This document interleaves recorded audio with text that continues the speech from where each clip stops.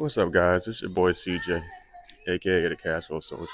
Today, I'm in another random city in Portugal, just walking around enjoying freedom.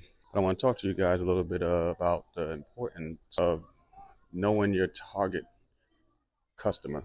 For me, I'm into real estate, so understanding and knowing how to target my potential tenants or my potential buyers is extremely important. Let me give you an example. If I want to buy a property and hold on to it and rent it out, I'm going to be looking for, to optimize the sale. I'm going to be looking for Class A communities, at the least Class B. What I mean by Class A or Class B is the level of comfort the buyer is going to have living in the community, or the values of the property in the community. Let's say, for instance, I found a park. Let's say you have a up and coming community and they put a hospital and a school in the community. This community is going to upgrade its class because you're going to have professionals moving into that community. And at the least, I'm going to classify this community as a B because it's changing its dynamics. So you're going to have all these doctors that want to live in the community now because they want to work close to home. If anything, they're going to rent the place out. So you're going to have investors buying the properties, which is also good, or it could be bad. Investors always want a discount. But I'm going to be looking for these types of communities. I like to call Class A and B communities because I know I can sell the property pretty quick, or at least for a good dollar amount. Now, if I'm looking to rent, this might sound kind of weird, but I'm going to be looking for communities where they have the normal 9 to 5 jobs, like supermarkets, Walmart, government buildings, local government buildings, not federal government buildings. I'm going to be looking for these places because the folks that's going to be living in these places, they're going to be, how do you say, 9 to 5ers. They need somewhere to live so they can keep their 9 to 5, and their 9 to 5 is going to be paying for that all the time. They're not going to be investors. They're going to be lifetime renters. That's what I'm looking for. I'm looking for lifetime renters because I want to keep that property occupied. When you're running your numbers, you're running a 10% vacancy on your numbers to calculate your numbers. So I want that 10% vacancy contingency to not even exist. I'm going to do my best with that. So I'm going to try to find communities where I know people are going to want to be lifetime renters. I mean, you guys could take that how you want to take it, but it's a business. So if you have folks that want to stay in a place for years and years, I'm still going to raise the rent, annually. I'm going to raise it 0.5% that needs to be raised because of inflation. So, I mean, they don't mind paying that extra 5% every year. I don't mind letting them stay there. It's a beautiful day. Let's see, where are we? You guys can't really see, but got a tennis course in the background. I think the wife is playing tennis right now. She has some tennis going on. I can hear her in the background. I don't know where I'm at. I think I'm at Oedish or some Olympic Park. It's beautiful out here. Sun is shining, 70 degrees. Oh yeah. But I also want to talk about how to find your property when you do find what strategy you want to use. So, let's say you want to do the renting aspect of real estate. In order to find your property, you got to start looking for rents values. So let me give you an example. You're looking at a duplex that you want to buy and you want a house hack. You haven't picked the area yet, but when you start picking your area, you want to look at the rents on how much you can charge for the second unit that you're not going to be living in. So the more you can charge, the less you're going to have to pay on your mortgage yourself. So what I would do personally is I would go on Zillow or Redfin or some kind of rental app, Facebook Marketplace, whatever you want to use. And I would start looking for places to rent in the areas that I'm looking at. And then you start comparing prices. So if you're looking at a 2,000 square foot duplex, so each unit is 1,000 square feet each. And you look at the price of those for 1,000 square foot apartments in that area you're looking at.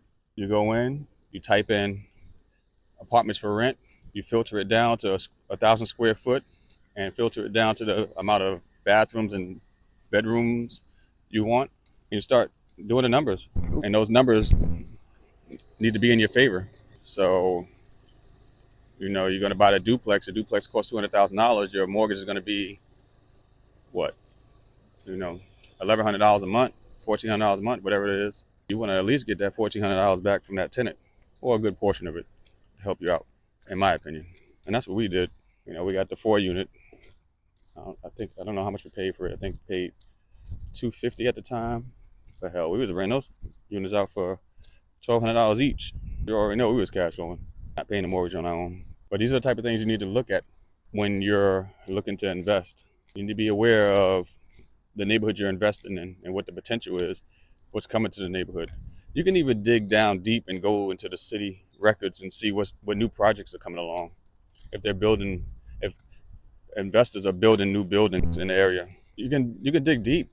Do your research. The more research you do, it can either make you more confident or it can make you more afraid. You know, for the way I do business, it makes me more confident. The more research I do, it's confluences. I don't know if you guys ever traded stocks. I like to use the term confluence. It just helps me to confirm the strategy. So when you guys get out there and you start doing these numbers, those are the type of things you want to look at. I just can't believe how beautiful of a day it is. If you guys never been to Portugal before, you definitely should get out here. This is definitely the place to visit, take a vacation, and see how the other side of the world lives. Beautiful soccer fields. It's just beautiful. I think I'm gonna go take a break over here. But I also want to talk to you guys a little bit about once you find your place that you want to potentially, invest in. Don't jump on it right away, because what you want to do is you want to look at the prices of the homes that sold that are similar to the property you're looking at.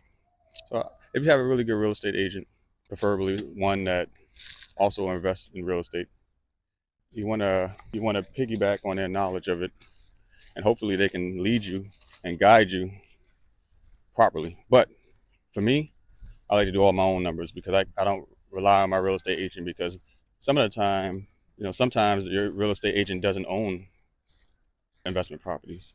Heck, sometimes they don't even own a property at all, because one fly is just following me around. So I don't, not that I don't, it's not that I don't trust them. It's that they haven't proven that they can do what I do, or they can help me advance in investing. So I just use it. I use them for what they're here for. They're here to find me a property. They're here to pass the paperwork over to the lawyers in their firm to make sure everything's right, and they're there to push me through closing. That's the real estate agent's there to do. So you need to have this person or this entity as part of your team to do some of the footwork for you. Not everything for you. You still got to do your due diligence, but you at least can have them there to, as a buffer for the process. Somebody that can, give you a hand in the process, not do everything for you. You don't want them to do everything for you. That can end bad for you, and then you end up blaming the real estate agent. Another part of your team you want to have is you want to have your mortgage broker. Your mortgage broker and your real estate agent are two different people. When you're talking about money, you talk to your broker. When you talk about the property or where the location is, you talk to your real estate agent. You have to distinguish between the two. They are not the same people. You do not go to your agent asking your agent how much money you can borrow, or should I spend my money here or there. This is not something you talk to your agent about.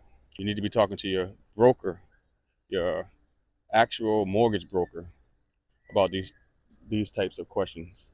Just think of it like this. Would you go to a motorcycle shop to buy a car? No, you go to a car dealership.